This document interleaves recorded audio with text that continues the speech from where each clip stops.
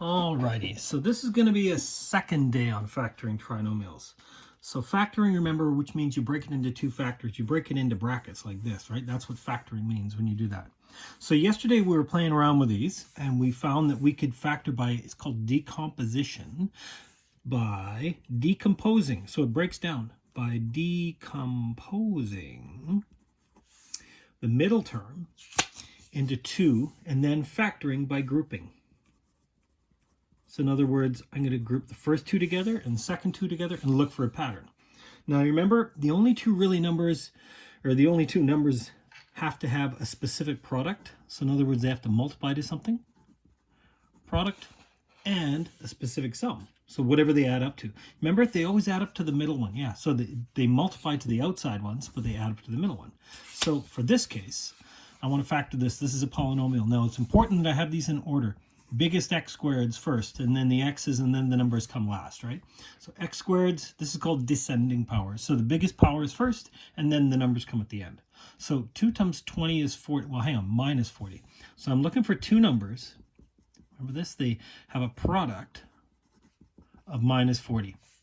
And they have a sum of the middle of minus 3. So there's an infinite number of numbers that add up to minus 3, but product, if I just want to use whole numbers, I'm going to be limited. So I'll go 1 and 40, 2 and 20. 3 doesn't divide in 4 and 10, 5 and 8. That's it. Those are the only possibilities, right? There's only 4 possibilities for two numbers that multiply to 40. Now, they multiply to negative 40, which means one of these is positive and one of these is negative. The sum is minus 3, which means the bigger one has to be negative.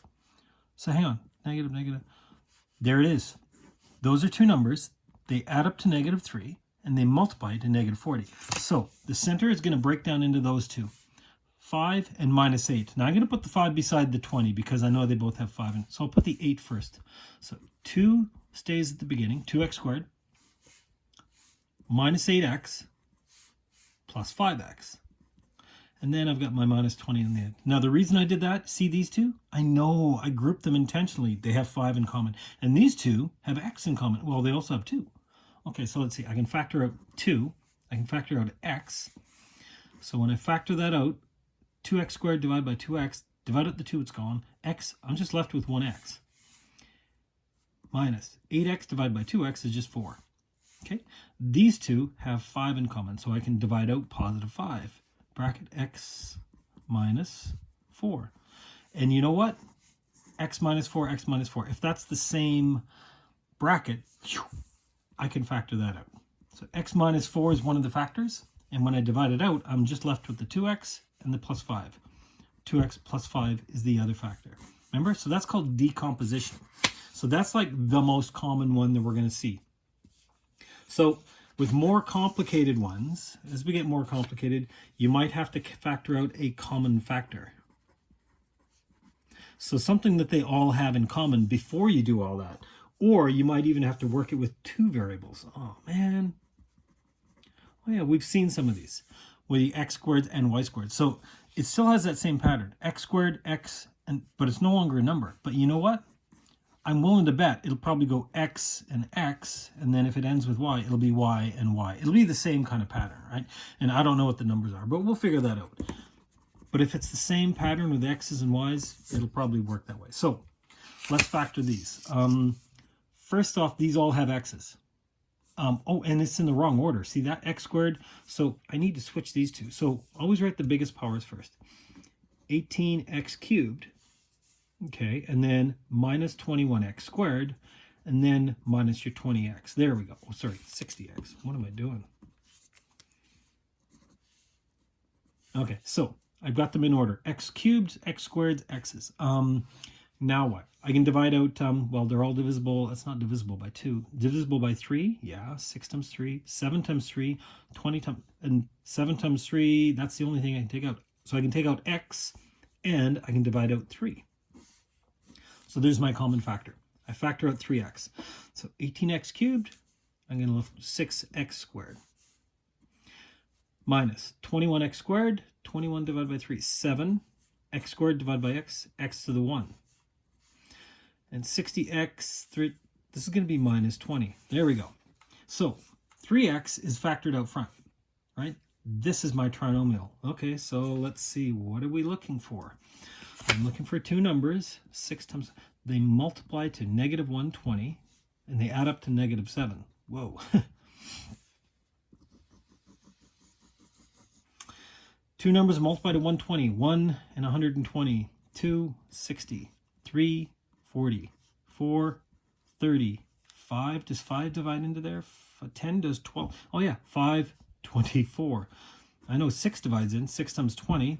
7 does not divide in. 8, I don't know about 8. 8, hang on, does 8 divide in? 8 divide by, oh yeah, 15. 9, 10, 10 times 12, 11. Okay, well, I'm pretty much done because these are almost the same. But hang on, they multiply to negative, which means one's positive, one's negative, and they add up to a negative, which means the bigger number is negative. There it is. See, they add up to negative 7. Negative 15, well, I'm way down here. Negative 15 and positive 8. So that's what the center is going to break into. So let's put the 15 beside the 20, and I'll put the 8 beside the 6. So here we go. So this is going to be plus 8x minus 15x, right? That's what the center breaks into. And then I still got the minus 20, and I still got the 6x squared at the beginning. Don't worry about the 3x. We'll put that in the end. Okay, so these two, I can divide out 2, and I can divide out x. 2x, bracket. 3x plus 4. 15 and 20, they both have 5, and they're both negative, so let's factor out minus 5. Negative 15x divided by negative 5 is positive 3x. Negative 20 by 9, that's, hey, positive 4, positive 4. It's the same factor, which means that's going to be one of my factors. 3x plus 4, and the 2x and the minus 5. 2x minus 5. Hang on, I'm not done. 3x comes back in at the end. So this thing actually has 3 factors. 1, 2, 3. Yikes. So this one is a few steps. Now, remember, writing out all the multiples here, figure out the multiples, not what adds up to 7, because there's an infinite number of numbers that add up to negative 7. But there's a limited number that multiply to 120. And how do you know if it's positive or negative? Well, if it's negative, one's positive, one's negative. If it's positive, then they're either both positive or they could both be negative. Okay, let's try this one over here. 3x squared plus 14xy and 3. Okay, so can I divide out a number? No. 3 and 14, even and odd.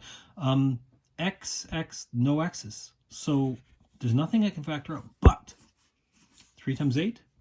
So I'm looking for two numbers that multiply to give me positive 24, and they add up to give me 14. You probably already know it's going to be 2 and 12. Yeah. 1 and 24. 2, 12. There we go. They add up to 14 right now. I could keep going 3 and 8, but I don't need to. I've already found my two numbers.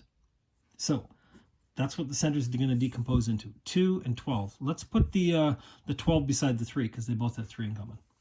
So 3x squared comes first.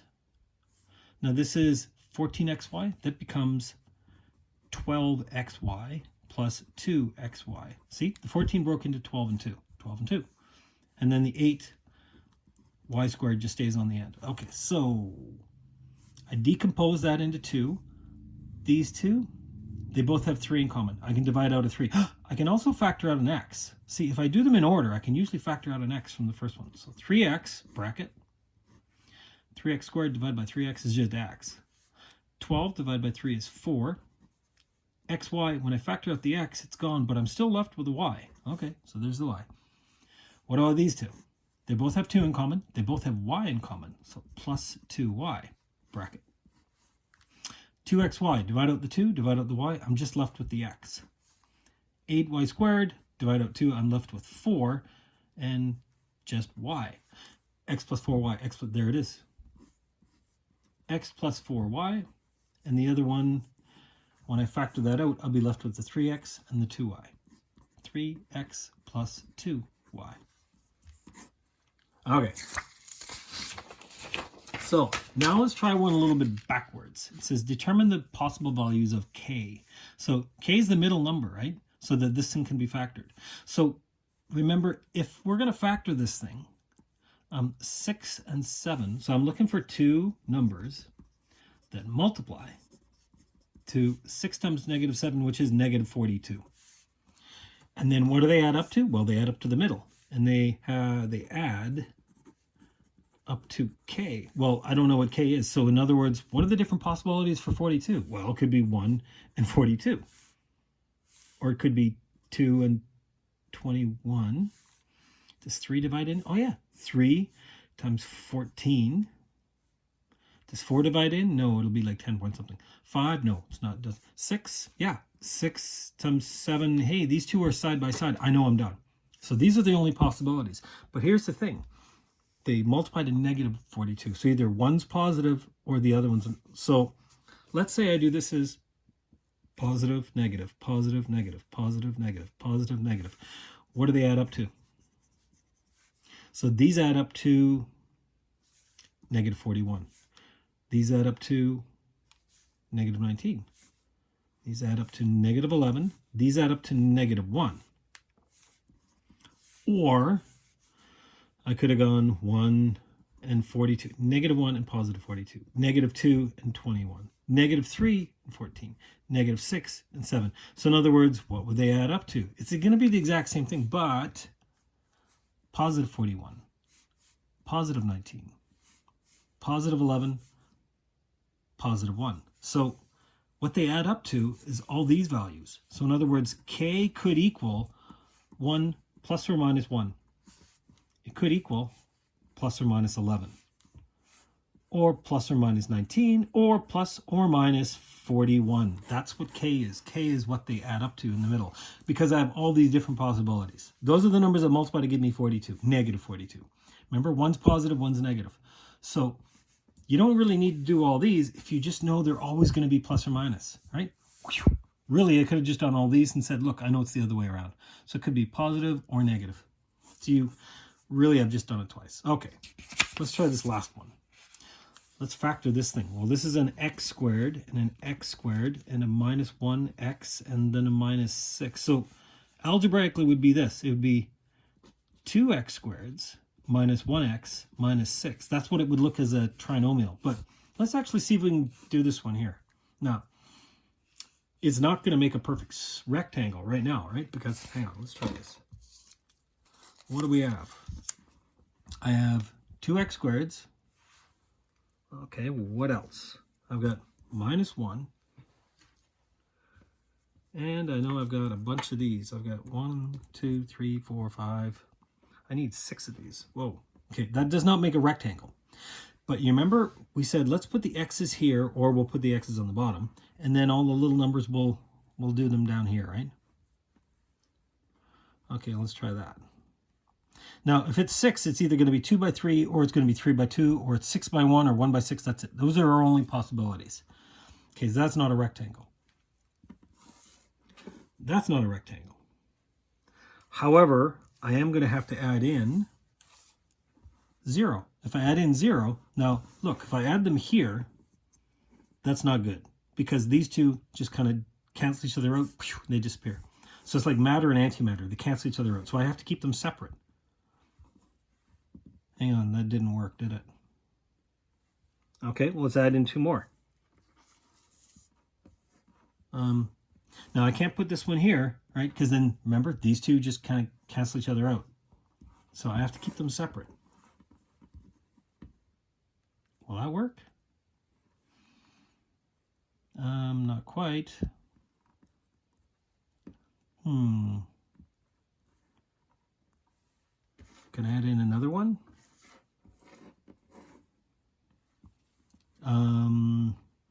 Adding in there is not going to help.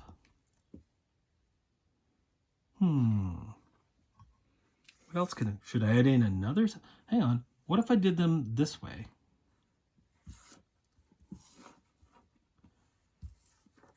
One, two, three. Hang on, does that work? I need one more. Oh, where'd they go? I need one more, do I? 1, 2, 3. I can't go 4.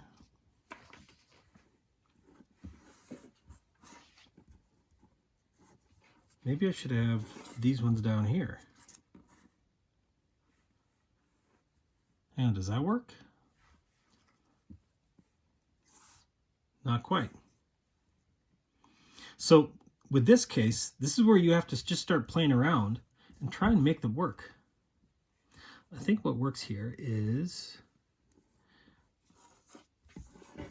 if I do, let's add on 2 there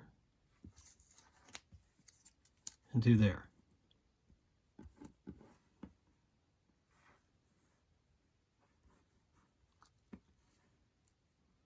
I don't know if that'll work like that.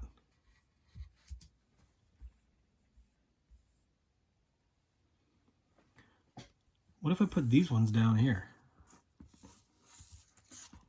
Let's try that. 1 here. Now if I add in 1, add in these 2 together, this one's got to go here. Oh, I think this is the way it's going to work. Then add in another negative positive and another negative positive. There we go. Now it's actually going to work. So I've got 1, 2, 3, 4, 5, 6, positive 3, and minus 4. So that's where I get the minus 1 from.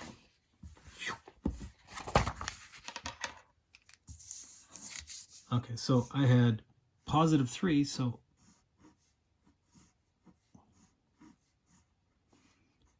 positive 3 and minus 1, 2, 3, 4. So these are shaded in.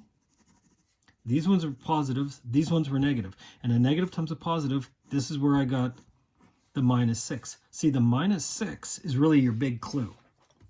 Come on.